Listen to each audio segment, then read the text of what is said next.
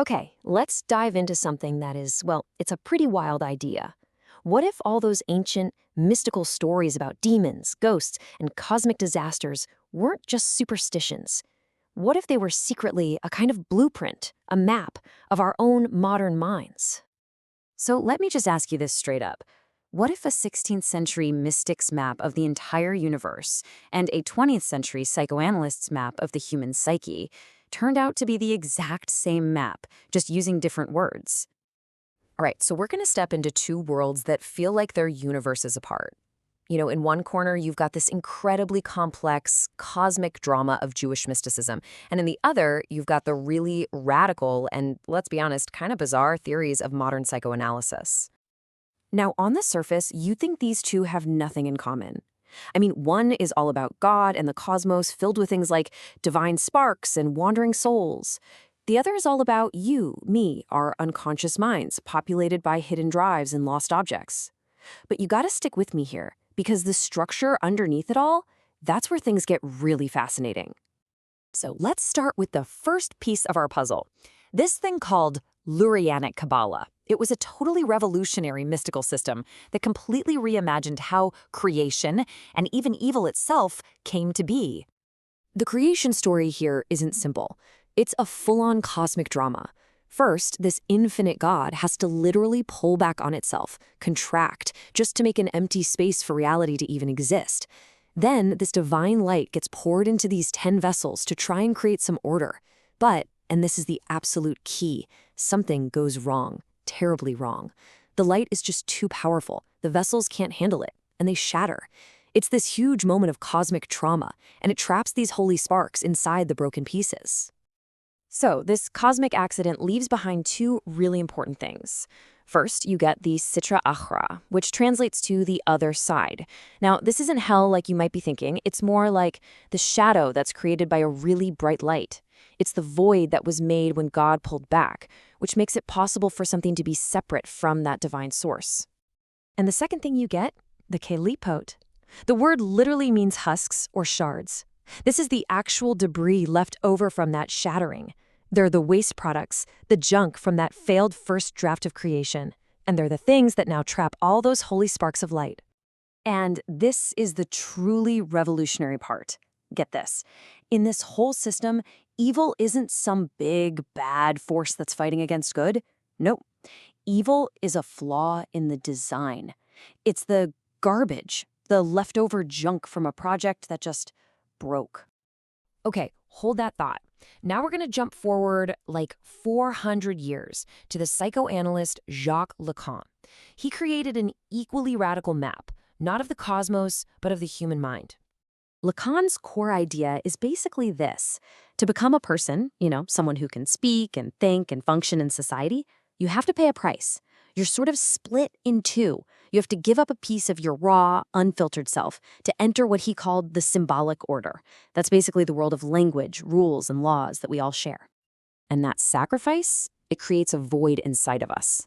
Lacan called this the real. But be careful here, because this has absolutely nothing to do with what we call reality. Think of it like this. Language is like a net. It can catch all sorts of things, ideas, feelings, objects. But the real is everything that slips through the holes in the net.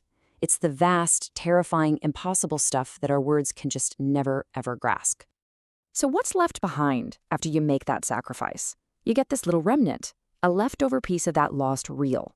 Lacan called it objet petit. And this little thing is the key to everything. It's not the actual thing you want, not the car or the job.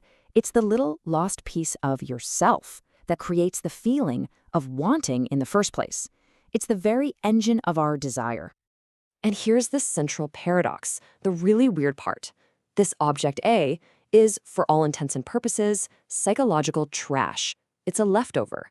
But at the exact same time, it's the most precious object in our lives. It's this secret treasure that we spend our entire existence chasing after, without even knowing what it is. So we have our two maps, right? One of a broken universe and one of a divided psyche. Now, let's see what happens when we lay them right on top of each other. The conclusion is, well, it's pretty shocking. The blueprint is identical. The logic, the structure, this idea of a central trauma, and the messy stuff it leaves behind. It's the exact same story, just told in two completely different languages. And this right here is where it all just clicks. I mean, look at these parallels. The divine contraction, that symptom, that creates a cosmic void. That's the same logic as our entry into language creating a psychological lack. The mystical shadow realm, the Sitra Achra. It's a perfect match for Lacan's impossible real.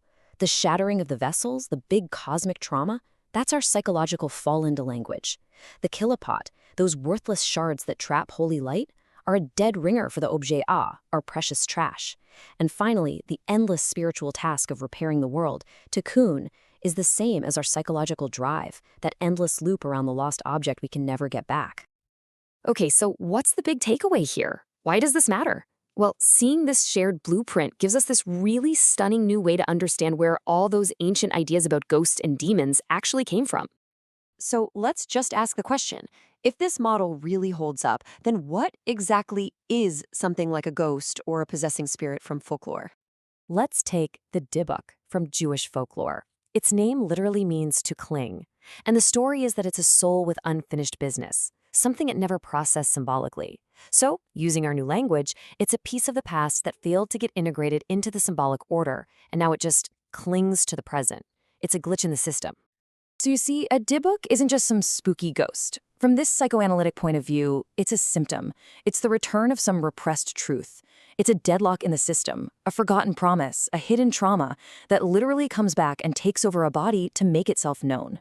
And this idea of a clinging, undead force, something that's part of the system but feels totally external to you, well, that brings us to the final piece of this whole puzzle.